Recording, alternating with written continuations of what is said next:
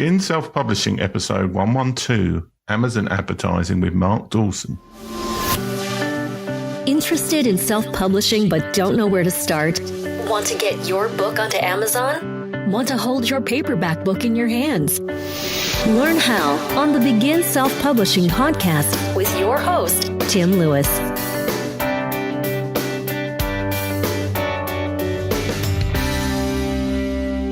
You're probably most familiar, those of you who've heard of Mark Dawson before, with the fact that he's a really quite successful thriller author. And he also runs a number of self-publishing courses and advertising courses for authors.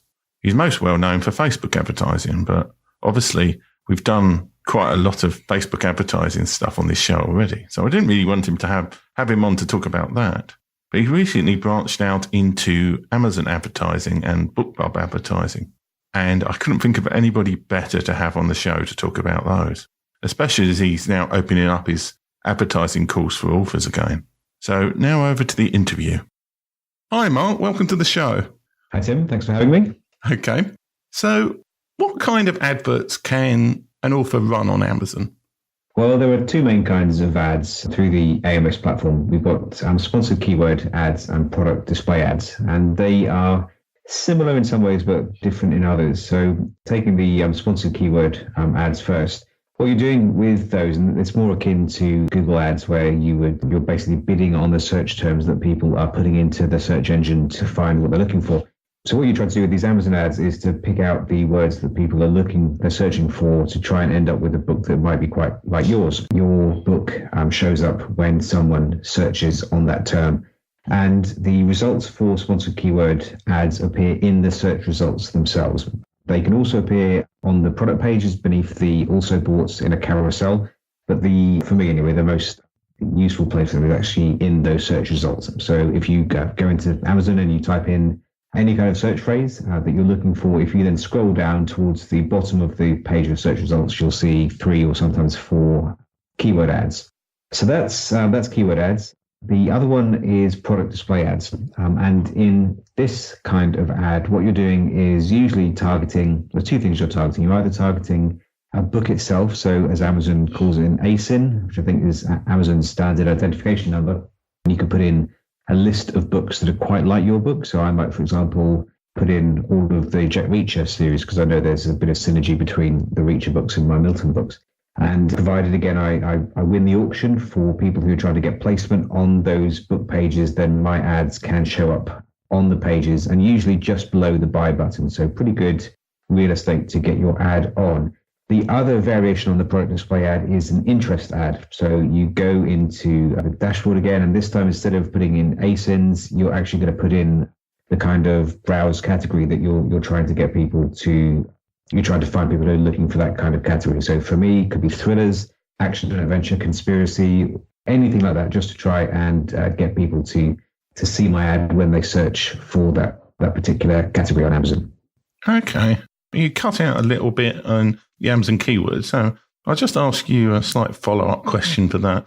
How many keywords should people be sort of putting for those keywords? Should they be just using like 1 or 2 or 3, or does it actually work with longer keywords? And could you give the odd example so that I can paste it into the bit earlier, or at least people will know what kind of examples in terms of keywords people could do ads on? Yeah, you can, in terms of the number, you can have up to 1,000 per ad. And I've got I'm running at the moment about 410 variations of ads, different kinds of ads across books on my catalogue. Some of those keyword ads will have up to 1,000 keywords. And they've worked quite well. Some of them have been running successfully for 4 or 5 months. The alternative is to go for something a bit more focused and targeted. So you might have, let's say, 25 or 30 books or keywords that you're targeting. The main takeaway from this, as is the case with all advertising that authors can do, is that it's generally necessary to test quite a lot to make sure, just to find out what works best for you. So it could be that you do really well with a 500 keyword ad, or maybe you'll do better with just 20 that are much more focused. The only way you'll know is to test. Okay, so is that basically one ad with like 1,000 keywords in it, or is that a separate 1,000 ads with separate keywords? And is it kind of like it's letting you search on any of those keywords it's basically bidding on?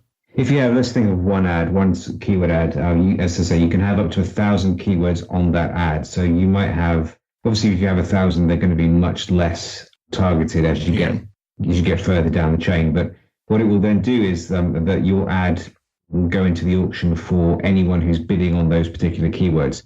And I mean, just to give you an example, it sounds quite daunting to think how you're going to get 1,000 keywords, and it would be if you're doing it manually. But there are some tips and tricks you can use, some software that you can use to make those lists a little bit easier to assemble. And when I started testing these, I used Google AdWord Planner, and I put together a list of what I thought were reasonably relevant keywords. I didn't check all of them. And as I ran the ad, and then I started looking to how it's performing, the keyword that was doing best for my Milton books was the word God, which was really weird because it has nothing at all to do. I don't write Christian books. They're not religious in any way, really. But it was people who were searching for God then were tempted to buy one of my books. The only answer that I can think of is that one of my books is called The Sword of God. So possibly that they were actually searching for that and then saw an ad for that too. But it's a bit tenuous. It just goes to show that there is a lot of a lack of logic sometimes in how these ads perform. It is just by testing them and finding the right variations and combinations that you'll get the successful ones. Okay. So I kind of got my next scheduled question, which I think you've covered a little bit, but you can go over the same ground. What is the most common reason why people are not having success with Amazon ads, in your opinion? There's tons of reasons, really. I don't think there's any one in particular. I mean, a few that come to mind. People are very hasty sometimes to switch the ads off. So they might run the ads for a couple of days, see they haven't got any sales, and then just give up and switch the ads off. The problem with that is that Amazon's reporting is kind of a bit of a dichotomy. You'll get the reports on the impressions or the number of times your ad was shown to people. That is reasonably contemporaneous. But the actual sales is around about 3 days later than that. So if you see that your ad is getting lots of impressions, but it's not getting sales in the first 3 days, and you get an itchy trigger finger and switch the ad off, what you might then find is that 5 or 6 days later, if you go back and check, that ad has actually shown sales. So people can get a little bit impatient about that. You tend to have to leave them. Sometimes you have to leave them for several weeks before they start to perform for you. And then other things are kind of more traditional faults that you see with ads. So they'll be badly written. So bad copy or copy that hasn't been tested sufficiently won't convert very well. And then assuming that your copy is good and the ad is targeted to the right people and people are clicking, perhaps there's a problem with your landing page or your Amazon product page. It could be that you don't have enough reviews. It could be that there's a typo in your blurb. Maybe your cover's not good enough. Maybe there's a problem in the look inside. Any of the kinds of things that I typically teach people to improve their product pages. If you get any of those things wrong, it can create a kind of a disjunctive experience for people who are trying to try and see what the actual book is about. So it's important to be really focused on that. Your reviews is important. Those reviews actually show up in the ad itself.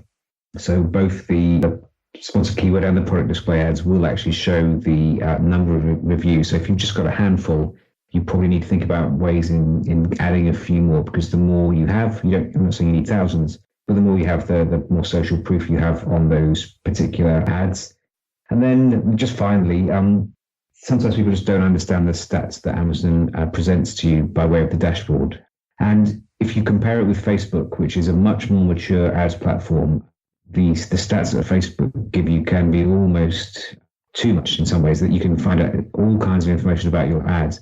With the Amazon ads, it's much more, how can I put it? It's just not that mature right now. So the dashboard doesn't show you daily stats, for example. So that's quite unhelpful. I have to go through a process whereby I download the ads every day and then run them through a spreadsheet to find what the daily effect of the ads is being. It'd be quite helpful if Amazon would show that, but it doesn't. And if people aren't prepared to put just a little bit of work, it doesn't have to be tons of work, in analyzing these ads to see how they're performing, then you sometimes miss the patterns. And as a result, you maybe would switch off an ad that isn't working, or that is actually working, or you might persevere with an ad for too long when it's costing you money, but it's not actually getting any sales. Okay, that brings me on to the next question, which is, what sort of money should people be spending on these Amazon ads? I mean, what kind of level of budget is the normal effective level, so to speak? There isn't really a kind of an average level. The issue with Amazon ads is pretty weird, is that generally you can't spend enough. So with Facebook is very, very good at taking your money. If you say to Facebook, I want to spend 100 quid on this ad tomorrow, Facebook will take every last penny of that most of the time. With Amazon, you could say you've got $100 to spend on this ad, and it will spend 50 cents potentially. So it isn't that you're going to spend too much money. It's typically that you can't spend enough. And it's very frustrating when, well, let's see, today I think I made about 200% return on investment. So in other words, I spent $1 and made $3 back. So that's remarkable. If you could do that every day, that'd be great. But at those low levels, it's even $3. Obviously, I'm using that as the sake of, for an example. I think I made $50 today, spent 20, made 50, something along those lines. I'd love to spend 200 and make 5,000, or I'd like to scale that up, but it is quite difficult to do that.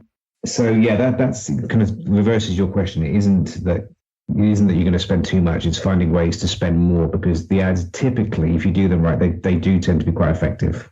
Okay. So do you think these adverts that Amazon are providing at the moment, do you think they are something that are going to keep working in terms of their effectiveness for the next year or so? Or is this something that's like 6 months or so, everybody will be jumping on and they'll sort of become less effective in the same way that some of the other advertising platforms have? No, I don't think they'll become less effective. The thing with these ads is we've only got them reasonably recently. And so Amazon has been offering this kind of advertising platform to vendors who are selling other things on the platform for a lot longer than we've had them for. So it's something that Amazon will continue to iterate. They're getting better. I know that they're making back-end changes at the moment. I've got a very good contact at Amazon who tells me, actually in the AMS team, so I know that these ads are always being improved. It is true that I think as more they're more expensive to run because there'll be more competition for those eyeballs. But even with that, this is it's a massive platform. There's more than enough readers to go around, and right now, even though people listening to this podcast, the thing that they need to realize is they're probably, the fact that they're listening to a podcast like this puts them in the top 1% of authors who are interested in selling more books. 99% of authors behind us, and it's easy to miss this point. They don't know anything about this platform. So it is a really good time to be getting into these right now. It will still be a good time next year. I think the platform will be more mature and more effective. There will be more competition, but I think there'll be other ways that you can get these ads served. So it's not going away. This is a prime marketplace for authors to be advertising on, and strong advice for all authors really is to look into this and to start testing them out. Okay, so we've talked about the keywords. What about the product placement ads? Do you think they are effective as well, or are you more biased towards the keywords? I was more biased towards keywords. I when I started doing this, and really for the last 6 months or so, I had been concentrating almost exclusively on the keyword ads, because I found they worked very well. So I tend to, my philosophy usually is do more of what's working and less of what isn't working. But I ended up speaking to a few authors who are doing very well in the UK and the US with the product display ads, and I've been testing those extensively over the last couple of months, and they're working very well too. So the difference with the product display ads is it's easier to get more impressions. So using those interest ads, it's easier to show your ad more often.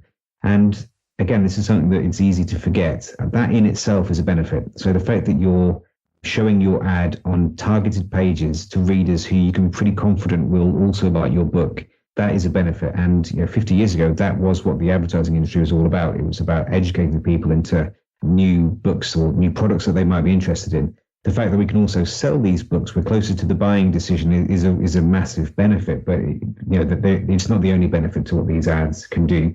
So yeah, I'm running these ads quite a lot. I tend to do low bids on the product display ads. So you bid per 1,000 impressions. So I will often bid pretty low, maybe 10 cents per click. That kind of thing would be the kind of level that I'm looking at. I know I said you bid on impressions. You're actually bidding on the clicks. So I've got ads that are running bidding 5 cents a click, 10 cents a click, 11 cents. Often the actual to win the bid will be less than that. And you're getting maybe 10, 20, 30,000 impressions every day. And if you have 10 of those, then maybe you can get 300 impressions a day. And you will get sales if you're showing that ad in that kind of volume. So yeah, they're quite exciting. I'm certainly changing my view on how effective they are. Okay, so I think you're going to be reopening your advertising course for authors soon. What other kinds of advertising are you having success with at the moment? Well, lots really. I'm still massive on Facebook. I love the Facebook platform. It is quite funny. You hear, I posted something on Kboards the other day about, I did a monthly kind of income report showing how much I spend and how much I make on my advertising. So I did this and went into, look to the last cent really, and was able to show the Facebook ads I'm running at the moment. I'm making a return of between 100 and 200% every day. So one of the benefits I have is that I've got quite a large catalogue. So I know that if I sell one copy of book one, I can work out reasonably accurately how many books that the typical reader will tend to go on to read. So maybe it's 4 or 5 books rather than just the one book. So once you have that piece of information, you can add that in and work out exactly what the return is. So those ads are working superbly well right now. We're also just getting into BookBub, their CPM ads. So not the featured deals, not the emails that you get every day, but at the bottom of those emails, authors now have the chance to bid to have their ad shown at the bottom of those emails. And we're finding quite a lot of success with those ads, not to Amazon and not on big names, because those tend to be quite competitive and it's quite expensive to show those ads in those particular emails. But what we're having tons of success with right now is finding, say, indie authors or mid-list authors, I say mid-list traditional authors, and not sending the traffic to Amazon, but sending it to all of the other vendors. So Kobo, Apple, Barnes & Noble, Google as well, Google especially in some ways, and to different stores around the world. And by running those ads, they're quite cheap. Found that I've been able to really boost the sales of my books on the other vendors, which is something that can be a bit more difficult with Facebook ads. So that's been really eye-opening too. And we're doing a module actually in the course. Adam Croft, who is one of our most successful alumni from the ads course, he's actually pioneering this work on the BookBub side of things. So we've got a module that Adam is presenting for us when we go live again. Okay. So how do you actually do the BookBub things? You go to their site and then you find there's an advertising section. Is that kind of the way it works? It's kind of still in beta, and it's been in beta for ages and ages, well over a year. And not everyone has got it yet. I think most people probably have, but and if you don't, it probably won't do you any harm just to drop BookBub a line to say that you'd like to get access to the platform. They're pretty good at getting people on. And once you're on there, it's a nice platform to use. It's well designed. It's quite easy. In fact, it will even generate your ad image for you. You basically pull your book cover and put it into an ad that you then add the copy to. You can also, and I'd recommend this, you can also do your own image yourself, put the ad together to be more original, but you don't even need to do that. So yeah, it's an interesting platform that I had neglected until I saw how well Adam was doing on it. And since then I've been experimenting quite extensively myself and have had really good results. Okay. So I think that just about wraps up the questions on Amazon and BookBub advertising. How can people find out about Mark Dawson, your advertising course, and the things that you do? Yeah, there's a couple of places that you can get me. So if you're an author and you're interested in learning about advertising, or in fact about self-publishing generally, we've got a couple of courses that we release they're each released twice a year. And the next time we're opening is for the ads course that we've been mentioning. That goes live on the 1st of November, which I think is possibly when this podcast goes out. The best place to find information about that is selfpublishingformula.com. We've also got some free courses, about 8 or 9 possibly free books. We've got on things like Amazon advertising, Facebook advertising, and other bits and pieces, and a weekly podcast that we do, which has been really good fun. And then if people are interested in my books, you can visit me at markjdawson.com. And I'm on all the social channels, so Facebook, Twitter, all the usual suspects. You can get me pretty much anywhere. You're like paperback writer or something on Twitter, aren't you? Yes, I am. Yeah, I managed to snag that one. I was on Twitter reasonably early, so I was able to pick that one up. Okay. Well, thanks very much for being on the show today, Mark. Thanks for having me, Tim. Thanks for listening. If you enjoyed today's show, please stop by iTunes and rate and leave a review. This helps make the show more visible. For free resources, show notes, and other helpful content, join the community at beginselfpublishing.com.